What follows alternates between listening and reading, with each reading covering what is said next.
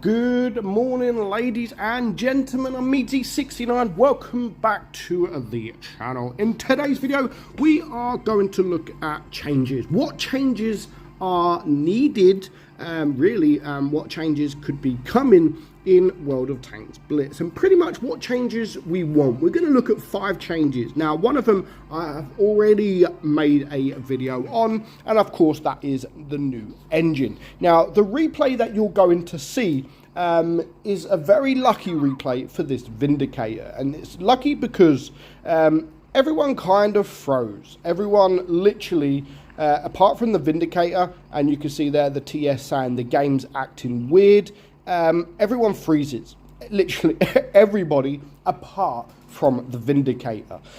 So of course we've seen it happen before, where he's just going to go straight now to the enemy spawn, and of course what is he going to find? He's going to find 7 tanks all sitting there. Now with the new engine, hopefully that will eradicate these kind of this kind of thing happening. You never know, it might make it worse on people's devices, I don't know, but it should stop this kind of thing happening. So yeah, the new engine, we have spoke about the new engine. Everybody wants it. Well, most people want it. Those of you that have a very old device, of course, won't want it, because I know, I get people are worried about it cooking their devices, but obviously in time Wargaming will announce. I can't see it being too bad. You know, if you've got an old device but it's not too old, I think you should be okay. I think you're going to be all right. I don't know, but Wargaming will announce in time what devices they are going to remove from their game. So the new engine is a must. I do think it will make the game much better. It will make it much more playable. The graphics will be a lot better, and just going forward, moving forward with the game, they could do a lot more, a hell of a lot more, as we've seen in the teaser trailer, like flipping tanks, etc, etc. If you haven't watched that teaser trailer, go back to Wargaming's live stream they did right to the end, and they released a trailer, and it looks absolutely epic, from maps to tanks to obviously the flipping tanks, and of course a volcano in there as well. So that is one change that we do know that is coming. Another change that I think would be good is, I always say it, is rebalancing. You know, I know Wargaming rebalance a lot of tanks. They change the meta, so sometimes they make it a heavy meta, so they'll rebalance heavy tanks to make them really, really good. And then when they don't want it to be a heavy meta and they want it to be sort of a tank destroyer meta, they'll rebalance tank destroyers to make them better, and so on and so on. But what they need to do, like, we see them rebalancing all these different tanks, but you never really see them rebalancing tanks that don't get played. And what I'm talking about is more old premium tanks, like the Rudy, the T-34-85 Rudy. No one plays the tank anymore. It was one of the first premium tanks in the game. I think Wargaming need to bring these tanks back, even if they was to advertise it like, rebalance it, make it really good, and then sell it, because they'll still sell it if they're going to make the tank good, and sort of in this day and age, then people are still going to buy it. People will still buy it, and as long as it's for not for crates and they can outright buy it for gold, then rebalance it, make it better, because it does need to be better, because it does struggle with the power creep, etc. It does struggle. So we still see new tier 7s coming into the game, so why not make it like a new tier 7, but just rebalance it so people freaking play it. So yeah, definitely rebalancing of old tanks I think Wargaming should do. Even tech tree tanks that people just never play. They only play it to grind the line, and once they grinded the line, that's it. So yeah, rebalance them. Another thing that I'd love to see them, which we did briefly speak about at Tankfest, is the old maps. There's 2 old maps in the game that Wargaming removed because they were going to work on them. We're talking about Lost Temple and Mirage. Now, I'm not so bothered about Mirage, but Lost Temple was my favourite map in the game. I absolutely loved it. Wargaming removed it to work on it, and we've just never seen it. We've literally just never seen it back.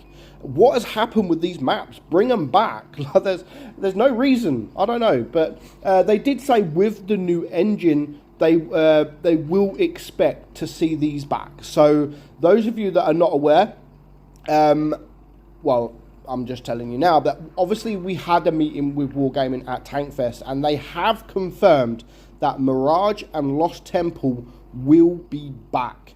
Don't know when. It'll probably be once the new engine is live, but it will be coming back. So finally, we've been asking for freaking years, and finally they're bringing the old maps back. Another thing we briefly spoke about at Wargaming, at the Tankfest, sorry, and something that they do need to do, something they need to work on, and that is AFK players and, of course, trolls. Now, of course, I do I say weekly, but my World of Dummies, where we try and get certain players banned just because they don't deserve to play the game. Wargaming need to do something with these troll players. They just need to perma-ban them. You know, don't worry about them spending money or anything. Just get rid of them. We don't want them in the game. AFK players. Now, I get... not this battle because it's a bit different, but I get AFK players is something you can't stop. But again, what we briefly spoke about at Tankfest is maybe work a way to deal with AFK players. So if they're AFK for so long, maybe let a bot take over.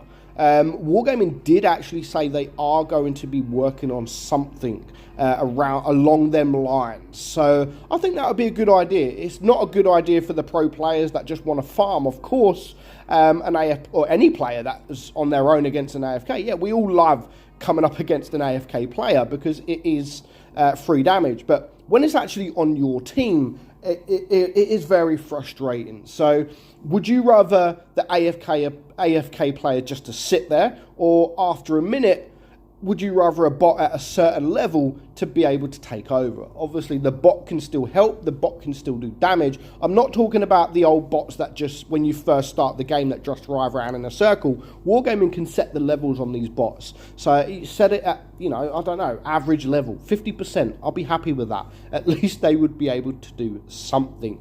Another thing Wargaming really need to work on, and I mean really need to work on, and they've worked on it previously, but they're doing the wrong things now. And I'm talking about matchmaking. I'm not talking about skill-based matchmaking. I'm not talking about 60% players versus 60% players, or 40% players versus 40% players. The actual matchmaking itself is fine because it's absolutely random. You could have a full team of 60% players versus a full team of 40%. Very unlikely, but it can happen because that is what random is. What I'm talking about is tank types. So Wargaming has worked on this before.